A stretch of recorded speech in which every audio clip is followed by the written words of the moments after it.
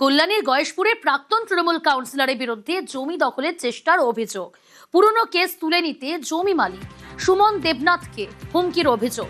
2023-এও গয়েশপুর পুরসভার 7 নম্বর ওয়ার্ডের কাউন্সিলর কৌশিক ঘোষের বিরুদ্ধে জমি দখলের চেষ্টা, হুমকির অভিযোগ উঠেছিল। থানায় নালিশ করেও তখন সুরাহা না মেলার দাবি। পালা বদলের পরও একই অভিযোগ। মুখ্যমন্ত্রীর দফতর মানবাধিকার কমিশনে অভিযোগ। পলাতক তৃণমূল নেতা কৌশিক।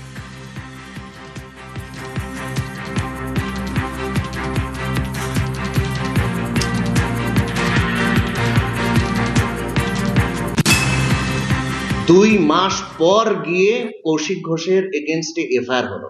হারমাত ত্রাস কৌশিক ঘোষ, গয়েশপুরের স্থানীয় মানুষকে তাদের অধিকার থেকে বঞ্চিত করা কৌশিক ঘোষ।